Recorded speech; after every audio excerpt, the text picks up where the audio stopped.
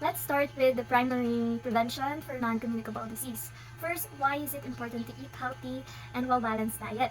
Eating a healthy and well-balanced diet helps us maintain healthy weight and provide us essential nutrients and reduce the risk of having chronic diseases such as heart disease, diabetes, and cancer. It also helps us to manage our blood pressure and cholesterol level. Next, what about taking part in physical activities or exercise? Regular physical activity strengthens your heart, our muscles, and bones. It also improves our mental health and helps us control our weight. It also helps to reduce the chronic diseases risk, such as heart disease, diabetes, and some cancers. Next, why should we avoid tobacco and alcohol? Avoiding tobacco helps us to reduce the risk of having lung cancers and chronic respiratory diseases and heart diseases, while limiting alcohol intake helps us reduces the risk of having liver diseases and certain cancers and accidents caused by impaired judgment. Moving on to secondary prevention, why are screening routines or routine screenings important? Routine screenings help to detect diseases early, often before symptoms appear, making them easier to treat. Early detection of conditions such as heart disease, cancers, and diabetes can significantly improve outcome. Next, how about genetic counseling? Genetic counseling provides information about inherited condition and risk. It can help individuals to make informed decisions about regarding their health, such as undergoing preventive measure or starting early treatments for genetic conditions. Let's switch to preventing and controlling communicable disease. First, why is washing hands thoroughly and regularly important? Washing our hands regularly removes germs and preventing the spread of infections and diseases. It's one of the most simplest yet the most effective way to stay healthy. How about disinfecting surfaces at home often? Disinfecting surfaces, most especially areas like doorknobs and food preparation areas, kills germs and reduces the risk of spreading pathogen within your home. Next, why we should disinfect our personal items like phones. Phones and other personal items may harbor germs from body surfaces and hands. Disinfecting them regularly helps prevent the transferring of germs to our faces, reducing the risk of infections. Next, why is it important to cook meats and eggs and other food thoroughly?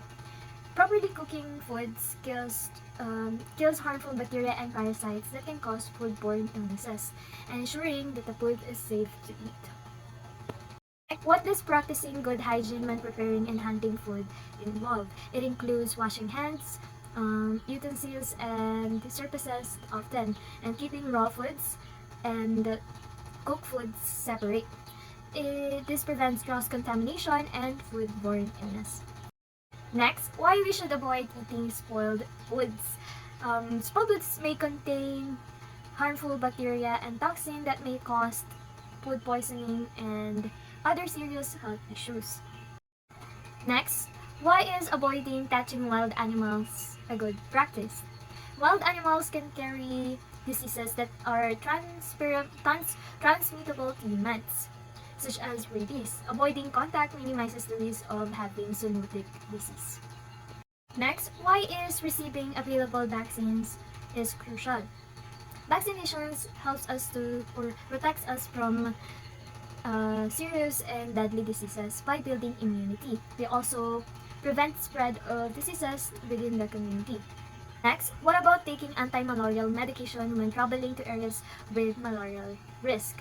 Taking anti-malarial medication reduces the risk of contracting malaria, which can be severe or fatal. It is a critical measure in areas where malaria is prevalent. Lastly, why should we check for ticks and parasites? Ticks and other parasites can transmit diseases such as Lyme disease. Checking for and removing them promptly reduces the risk of getting these diseases. Hello, this is DL, and I will discuss the 10 causes of morbidity in the Philippines. Here are the 10 morbidity in the Philippines. First is acute respiratory tract infection. 2 is hypertension. 3, urinary tract infection o mas alam natin na UTI. 4, animal bites na kung saan ito ay ang mga kagat ng aso, kalmot ng pusa o kagat ng pusa. 5, skin diseases. Papasok dito ang eczema or acne. 6, acute lower respiratory infection. 7, pneumonia. 8, acute watery diarrhea. 9, bronchitis. And 10, TB in all forms. If we have 10 causes of morbidity in the Philippines, then we have this 10 causes of mortality in the Philippines. Ibig sabihin, ito ang mga natalang sakit at kung ilan nga ba ang nakapagtala na to at ilang percentage ang meron sa bawat sakit na naranasan sa bansang Pilipinas. First is ischemic heart disease with 29,442 cases. If we will be combining it into percentage, it has 18.7%. Second is cerebrovascular disease with 16,316 deaths, 10.4%. Neoslum, 14,928 deaths with 9.5%. Fourth is diabetes mellitus with 10,072, that's 6.4%.